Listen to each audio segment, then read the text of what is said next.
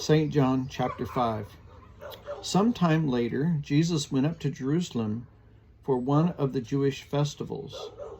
Now there was in Jerusalem, near the sheep gate, a pool, which in Aramaic is called Bethsaida, and which is surrounded by 5 covered colonnades. Here a great number of disabled people used to lie, the blind, the lame, the paralyzed. One who was there had been an invalid for 38 years. When Jesus saw him lying there and learned that he had been in this condition for a long time, he asked him, "Do you want to get well?" "Sir," the invalid replied, "I have no one to help me into the pool when the water is stirred. While I am trying to get in, someone else goes down ahead of me." Then Jesus said to him, "Get up, pick up your mat and walk." At once the man was cured. He picked up his mat and walked.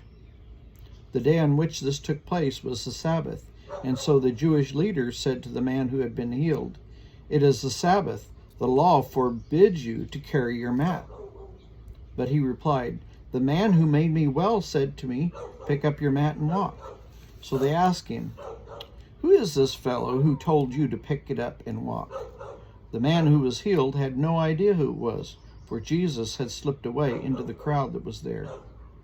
Later, Jesus found him at the temple and said to him, "See, you are well again. Stop sinning, or something worse may happen to you." The man went away and told the Jewish leaders that it was Jesus who had made him well. So because Jesus was doing these things on the Sabbath, the Jewish leaders began to persecute him. In his first defense, Jesus said to him, "My Father is always at his work to this very day, and I too am working." For this reason, they tried all the more to kill him. Not only was he breaking the Sabbath, but he was even calling God his own Father, making himself equal with God. Jesus gave them this answer, "Verily, truly, I tell you, the Son can do nothing by himself. He can only do what he sees the Father doing, because whatever the Father does, the Son also does. For the Father loves the Son and shows him all he does. Yes, and he will show him even greater works than these, so that you will be amazed. For just as the Father raises the dead and gives them life, even so the Son gives life to whom he is pleased to give it. Moreover, the Father judges no one, but he has entrusted all judgment to the Son, that all may honor the Son just as they honor the Father. Whoever does not honor the Son does not honor the Father who sent him.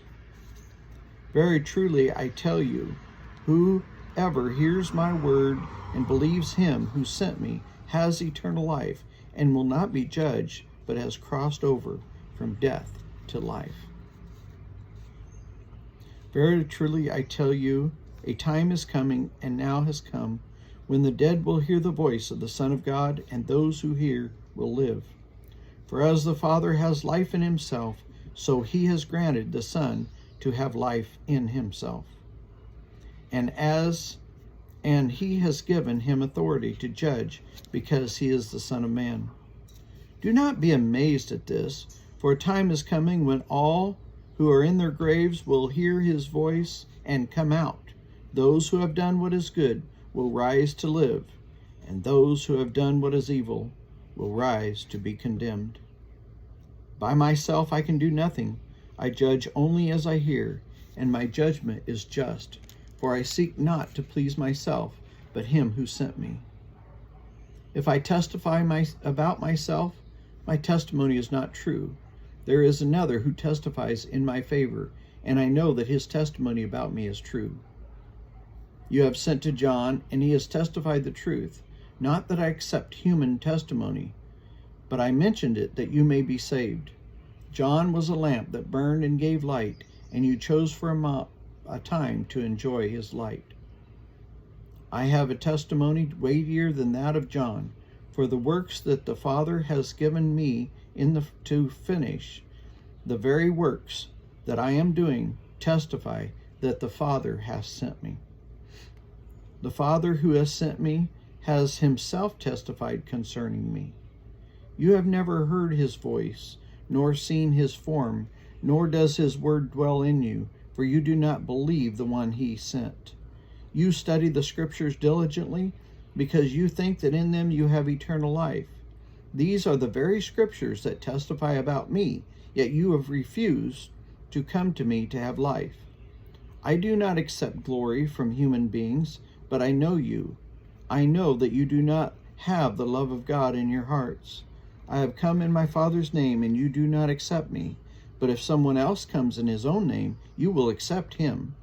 How can you believe, since you accept glory from one another, but do not seek the glory that comes from the only God? But do not think I will accuse you before your Father. Your accuser is Moses, in whom your hopes are set.